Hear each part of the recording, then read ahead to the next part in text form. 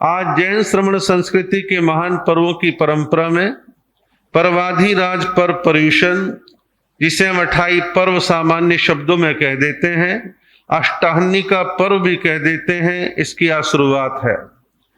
देश में विदेश में छोटे छोटे गांव, खेड़े, कस्बों और शहरों, महानगरों में सैकड़ों की तादाद में जैन साधु साध्वियां और बहुत सारे क्षेत्रों में जहां साधु साध्वियों के चातुर्मास नहीं है, पूरे देश का आकलन करूं तो कम से कम 2-2.5 हजार स्वाध्यायी भाई बहन भिन्न भिन्न क्षेत्रों में जाकर के लोगों को इन पर्वों की आराधना करवा रहे हैं। इन पर्वों की आराधना के अंतर्गत खास शास्त्र जो है वो है श्री अंतकृत दशांग सूत्र, जिसे हम अंतगढ़ सूत्र कह देते हैं, अंतकृत दशांग सूत्र कह देते हैं। इसकी वाचना सुनने और सुनाने की परिपाटी है। और इस सूत्र का महत्व ये है कि सूत्र में उन महान 90 आत्माओं का वर्णन आता है जिन्होंने भगवान महावीर और भगवान अरिष्टनेमी इन दोनों तीर्थंकरों के चरणों में आकर के दीक्षा अंगीकार करी, साधना करी और उसी भाव में साधना करके, तप करके, संथारा लेके परम पद निर्वाण मुक्ति की प्राप्ति करी। ऐसी 90 उन महान आत्माओं का वर्णन आप लोग इन 8 दिनों में सुनते हैं। साधु साध्वी और बहुत से स्वाध्यायी बंधु भाई बहन आप लोगों सब बातें सुनाते हैं। ये आगम, ये ग्रंथ आध्यात्मिक है, आत्मिक है, आत्म कल्याण और विकास के मार्ग को बतलाने वाला है और सुंदर प्रेरणाओं से संपन्न ये आगम है, जिसे श्रद्धा और आस्था के साथ सुना जाता है और सुनना चाहिए। बहुत सारे लोग कहते हैं कि महाराज ये प्राकृत भाषा पल्ले पड़ती नहीं, फिर सुनने सुनाने मतलब क्या है? ऐसा नहीं है। परंपराओं का निर्वहन भी बड़ा महत्वपूर्ण है और कई बार आप देखते हैं कि किसी व्यक्ति को विष चढ़ा हुआ है, गारुड़ी आता है, मंत्र पढ़ता है, जहर उतरता है कि आपको मंत्र समझ में आ रहे हैं लेकिन आपका जहर उतरता है। तो ये मूल पाठ जो है ये सुनने सुनाने की परिपाटी है, इसकी उपेक्षा नहीं की जा सकती। और अब तो मैं एक चीज और देख रहा हूं, प्राकृत भाषा के प्रति और ज्यादा जागृति आ रही है। दिगंबर परंपरा में कुछ विद्वान मुनिराज, स्थानकवासी परंपरा में कुछ साधु और संस्थाएं, तेरा पंथ में, मंदिर मार्गी समाज में, सब तरफ प्राकृत भाषा सीखने सिखाने का एक माहौल दोबारा से तैयार हो रहा है। और कुछ सरकारों ने प्राकृत भाषा को प्रमोट करने के लिए कुछ फंड्स और जैन चेयर्स की यूनिवर्सिटियों में स्थापना, ये सब भी काम शुरू किए हैं। और हमें अभी और बहुत कुछ इस दिशा में काम करना चाहिए। ढंग का दिमाग हो तो 1-1.5 साल में प्राकृत भाषा समझ में आने लग जाती है, बोलनी भी, लिखनी भी और उसका हिंदी ट्रांसलेशन करने का काम भी। तो इस प्रकार प्राकृत भाषा को श्रद्धा से सुने और उसका हिंदी अर्थ भावार्थ हर साधु साध्वी सुनाता है, उसे भी सुनने समझने का हमारे को प्रयत्न करना चाहिए। इन पर्वों के लिए प्रॉपर शब्द है वो है पर्युषण। पर्युषण के अनेक पारिभाषिक शब्द जो है शब्दकोश में मिलते हैं। विद्वान संतों ने, मुनिराजों ने, आचार्यों ने इसको व्याकरण सम्मत अनेक प्रकार से इनकी व्याख्याएं उपलब्ध करवा रखी हैं। भिन्न भिन्न ग्रंथों में, साहित्य में परिभाषाएं उपलब्ध है। पर्युषण का एक अर्थ है कि जिस आराधना साधना के माध्यम से हम आत्मा के निकट पहुंचे, आत्मा के सानिध्य में पहुंचे और आत्मा के निकट बैठ करके अपनी आत्मिक साधना करें, ये पर्युषण की एक सिंपल सी परिभाषा है। ये पर्युषण पर्व हमारे को एक प्रेरणा देते हैं और वो है कि हम बहिर आत्मा से अंतर आत्मा बनने की दिशा में गति करें, पुरुषार्थ करें, प्रयत्न करें। आप कहोगे जी 8 दिन में सब कुछ हो जाएगा क्या? ये प्रेरणा है। प्रेरणा ये है कि हम बाहर की दुनिया में ज्यादा जीते हैं। ये खा लूं, ये पहन लूं, वहां घूम लूं, वो रिश्तेदार, वो मित्र, वो जगह देखने लायक, सब कुछ बाहर बाहर बाहर का चल रहा है। अंतर की ओर लौटना, आत्मा की ओर उन्मुख होना, अंतर आत्मा बनने का कुछ ख्याल पाल लेना, ये है बहिर आत्मा से अंतर आत्मा बनने की एक साधना। आप देखिए कि क्या हम बाहर की दुनिया से पूरी तरह कट हो सकते? नहीं हो सकते। बाहर की दुनिया के व्यवहार निभाते हुए भी ये विचार मन में आ जाए, अंततः कल्याण तो अंदर आने में ही है, अंतर आत्मा बनने में ही है। आचार्य श्री शिव मुनि जी महाराज की एक किताब कुछ साल पहले छपी थी, उसका नाम बड़ा प्यारा सुंदर अच्छा सा है, जिसका नाम है आघर लौट चले। आघर लौट चलें। आप डेली काम दुकान दफ्तर के लिए निकलते हैं, शाम को घर आ जाते हैं, अपने घर में आ जाते हैं, लेकिन ये बाहर का घर नहीं, अंतर का घर है आत्मा। कि हम आत्मा रूपी घर में वापस आ जाएं, लौट चले, वापस आना है। तो आघर लौट चले का भाव इतना है कि आत्मा रूपी घर में हमारे को आना है। हम बाहर की दुनिया में बहुत कुछ उलझे हुए हैं। पर्यूषण की एक परिभाषा और उपलब्ध होती है, परिसमन्तात उशन्ते दह्यते पाप कर्माणि यस्मिन् तत्पर्यूषणम।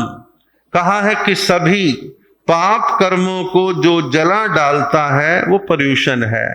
पाप कर्मों को जो चहुं ओर से जला डालता है वो पर्यूषण है।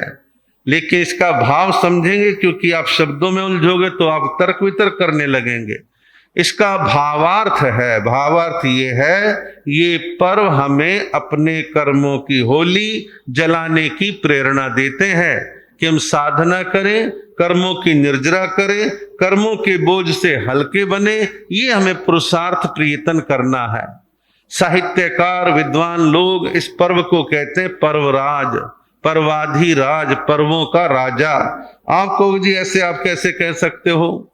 आप दुनिया में देखिए, जितने पर्व त्योहार हैं लौकिक ज्यादा है, लौकिक संसारिक।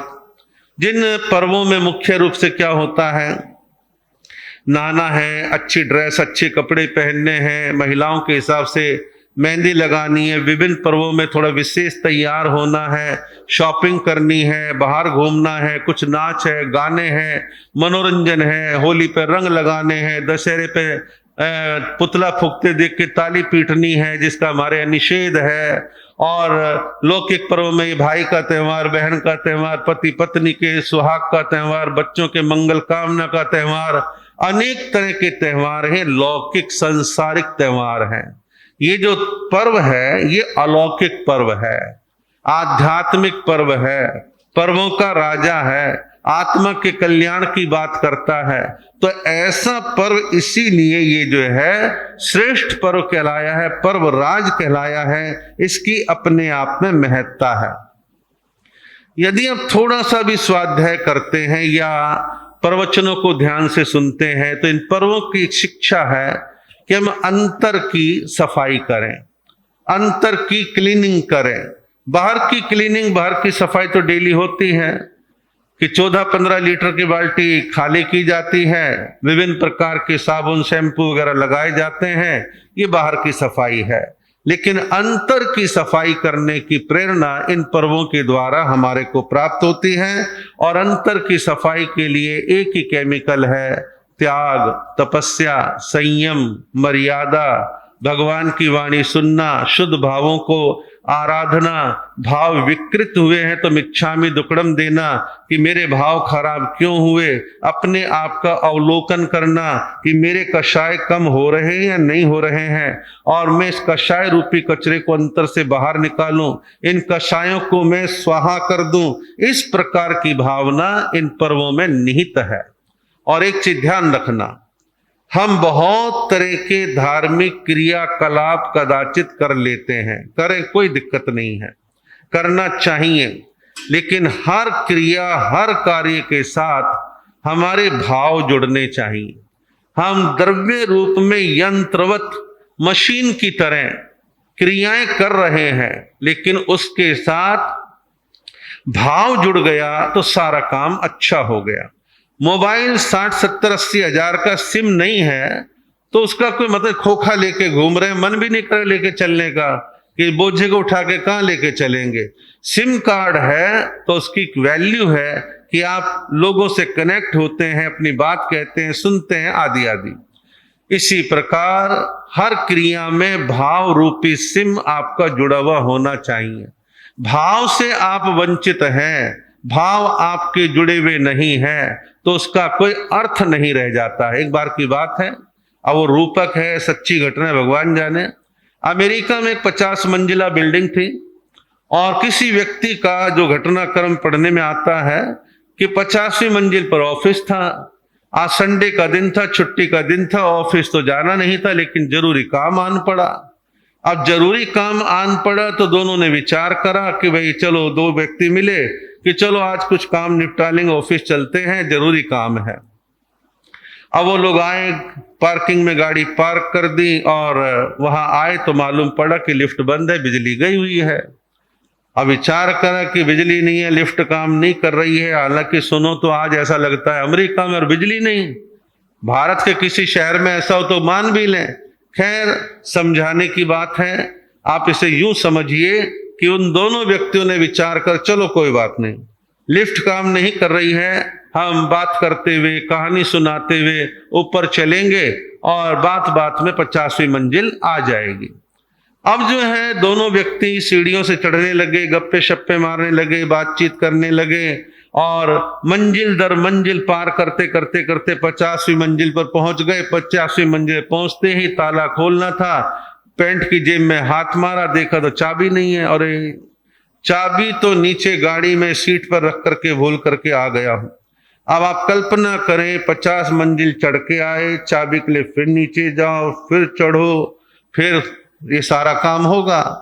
तो जैसे वहां चाबी नहीं है, ऐसे किसी धर्म प्रक्रिया में भाव नहीं जुड़े हैं तो अधूरापन है। हमारे यहाँ पर भावनाओं का, भावों का बड़ा महत्व है। 4 भावना, 12 भावना, मेरी भावना, ये सब क्या है? भगवान महावीर ने तो कहा कि मन में शुभ भावना, शुद्ध भावना, निर्मल भावना है तो भावों भावों से कर्म काट लो। और शुभ भावना नहीं है, दुर्ध्यान चल रहा है, आर्त ध्यान, रौद्र ध्यान है, या भाव शून्य हो गए हैं तो उसका भी कोई लाभ नहीं है, अर्थात आप फायदा नहीं उठा पाएंगे। तो भावों का शुद्ध, शुभ, निर्मल होना आवश्यक है। हमारे यहाँ कहते हैं ना भी, आप शुभ भावना भा के भी कर्म काट सकते हैं। आपसे तपस्या नहीं होती, लेकिन आप तहे दिल से भावना भाते हैं कि फला ने तपस्या करी, मैं इसकी हार्दिक अनुमोदना करता या करती हूं। आप अनुमोदना करने के लिए, साता पूछने के लिए घरों पे तपस्वियों के जाते हैं, साधु साधियों के पास आते हैं, उनकी साता पूछते हैं, तो ये आपके भाव जुड़ जाते हैं। तो भावों का इन पर्वों के साथ जुड़ना बहुत आवश्यक है। और इन पर्वों से ही नहीं, और भी चीजों में आपके भाव जुड़ने चाहिए। आपने दान थोड़ा दिया, ज्यादा दिया, लेकिन क्या आपने भाव से दिया? भाव से दिया गया दान, उत्कृष्ट भावों से दिया गया दान आपको लाभ पहुंचाएगा। दान भी दे दिया, भावना अंदर से नहीं बनी, बस दे दिया, प्रेशर था, तो अंदर से कुछ लाभ होने वाला नहीं। लोग ऐसे ऐसे देखे गए हैं जो भावना भाते हैं, हमारे घर साधु जी, साध्वी जी गोचरी को पधारे, गोचरी को पधारे। आप भावना भा रहे हैं, कदाचित वो नहीं आए तो भी आपको आहार दान का लाभ लगता है। आपने तो भावना भाई, आपने तो 11:30, 12, 12:15 बजे वेट करी, फिर आपने खाना खाया। तो भावों से किया गया कार्य जीवन को निर्मल, सुंदर और अच्छा बनाता है। इन पर्वों की आराधना करने के कुछ तरीके हैं, कुछ प्रकार हैं जो आप लोग हर साल करने की कोशिश करते हैं। एक, इन पर्वों के दौरान पोषद व्रत की आराधना जरूर करनी चाहिए। कुछ लोग बीच में करते हैं, कुछ संवत्सरी को करते हैं, कुछ प्रारंभिक दिवस पे कर लेते हैं। पोषद करें। हमारे समाज में हालांकि आज भी काफी हद तक वो परंपरा जीवित है। पुरानी परंपरा देखने में आती थी, भाई आज तो पंचमी है, संवत्सरी है, सबको पोषित करने हैं, घर में चूल्हा नहीं सिलगेगा, बीमार और बच्चों के लिए हमने सूखा खाना पहले से तैयार करके रख दिया है, बाकी के सारे मेंबर तो पोषित करेंगे। पोषद जो है आत्मा को पोषित करने का एक माध्यम है। आप 24 घंटे के लिए जैन स्थानक में या पोषदशाला में एकांत में चले गए हैं, और वो 24 घंटे आप धर्म में व्यतीत करते हैं, शास्त्र सुनते हैं, स्वाध्याय करते हैं, मौन रखते हैं, किसी प्रकार का संघट्टा नहीं करते हैं, प्रतिक्रमण करते हैं, आलोचना करते हैं, इधर उधर राजनीतिक और सांसारिक व्यापारिक कोई चर्चा नहीं करते, तो ऐसा पोषद कल्याणकारी है। और गृहस्थियों में बहुत सारे थोड़े बहुत रहे हैं श्रावक श्राविका जो अष्टमी, चौदस, अमावस्या, पूर्णमासी आदि पर्व तिथियों में पोषद व्रत करते हैं कि भाई बाकी तो और दिन काम धंधे संसार में लगे हैं, इन दिनों हमारे को पोषद करना है। तो पोषद की आराधना इन दिनों विशेष तौर पर की जाती है। इन दिनों में कोशिश रहती है कि आरंभ समारंभ के कार्यों से जितना बच सके उतना बचें। आरंभ समारंभ के कार्य वो कार्य जिन कार्यों में करने में आगे पीछे और करते समय हिंसा व्यापक तौर पर होती हो, उससे बचने का प्रयत्न बहुत सारे लोग किया करते कि वे इन 8 दिनों में हम आरंभ समारंभ का काम नहीं करेंगे, हम एक बाल्टी पानी में स्नान नहीं करेंगे, मुंह हाथ धोएंगे, ब्रश करेंगे और स्पंज बॉडी पर घुमा लेंगे, शरीर की हल्की फुल्की सफाई कर लेंगे, लेकिन अंधाधुंध मग्गे पे मग्गे भर करके हम नहीं डालेंगे। इन दिनों में धोबी घाट नहीं खोलेंगे, ये भी थोड़ा प्रयत्न रहता है। बर्तन भांडे कम से कम हो, ये भी रहता है। 8 दिन कच्ची पक्की हरी अपने घर में नहीं आएगी तो काटने पीटने का धंधा, उससे महिलाएं बच गई, कुछ अन्य लोग बच गए। तो बहुत सारे आरंभ समारंभ के कार्यों से बचने का काम किया जाता है। कई जगह तो मैं देखता हूं, पाली का नाम आजकल चलता है कि पाली में जो है 8 दिन सभी हलवाई जैन अजैन जो भी हैं भट्ठियां बंद कर देते हैं, कोई मिठाई नहीं बनाते हैं, वहां ये चल रहा है। कुछ शहर ऐसे हैं जहाँ डाइंग मिल चलती हैं, तो डाइंग मिल में कलर वगैरह का काम होता है, पानी भी लगता है, केमिकल लगते हैं और वो आगे नाले नालियों में जाता है, तो वो लोग अपने डाइंग का काम 8 दिन बंद कर देते हैं। तो बहुत सारी चीजें हैं, यथासंभव हमारे को बचने का प्रयत्न करना चाहिए। हालांकि ऐसे लोगों का परसेंटेज थोड़ा है, कई तो इतना बेहुदगी पने का काम सा करते हैं, इन 8 दिनों में टूर पे निकल जाए घूमने के लिए, हिल स्टेशन जा रहे हैं जी, फला नदी के किनारे जा रहे हैं, इन चीजों से बचना चाहिए। और 8 दिन हम जितना बन पाए उतनी धर्म आराधना करने का भाव हमारे को रखना चाहिए। इन 8 दिनों में यथाशक्ति त्याग तपस्या करनी चाहिए। हम पोषद, उपवास, एकासना, आयम्बिल, उनोद्री, नवकारसी, पहरपोसी जो कर सके हमें करना चाहिए और अधिकतम तप की आराधना करनी चाहिए। अठाई करें, तेला करें, बेला करें, कुछ ना कुछ करने का भाव हमारा रहना चाहिए। और एक इन दिनों में अभय दान किसी प्राणी के प्राण बचाना, वो अभय दान कहलाता है। अभय दान का क्षेत्र काफी बड़ा है, वो भी सब किया जा सकता है। तो इन सब चीजों के द्वारा इन पर्वों की आराधना हमारे को करनी चाहिए। इन दिनों में आप लोग जो सुनते हैं शास्त्र, अंतकृत दशांग सूत्र बड़ा अच्छा है, इतिहास भी है और इसमें महान पुरुषों का चारित्र भी आ जाता है। और ये अंतकृत दशांग सूत्र भगवान महावीर की वाणी में जो 32 शास्त्रों में 11 अंग सूत्र हैं, उनमें इसका नंबर 8वां है। ये 8वां अंग सूत्र है जिसे 8 दिनों में सुनाने की परिपाटी जो है स्थापित हो गई है। आप हर साल सुनते, इस साल भी सुनेंगे कि सूत्र के अंदर त्याग का वर्णन आएगा, वैराग्य का वर्णन आएगा, संसार की नश्वरता की बात आएगी, संयम की बात आएगी, वैराग्य की बात आएगी। तो इस प्रकार ये आगम ग्रंथ हमारे लिए बड़ा महत्वपूर्ण है। और 90 आत्माओं की बात मैंने आपको बता ही दी है कि 90 महान आत्माओं का हम इन दिनों में विशेष वर्णन जो है सुनते हैं, और जिन्होंने उसी भव के अंदर अपने कर्मों का अंत किया, इसलिए अंतकृत कहलाता है। और सारे कर्मों को खपा करके परम पद निर्वाण मुक्ति की प्राप्ति उन्होंने करी। इस तरह से सूत्र बड़ा महत्वपूर्ण है।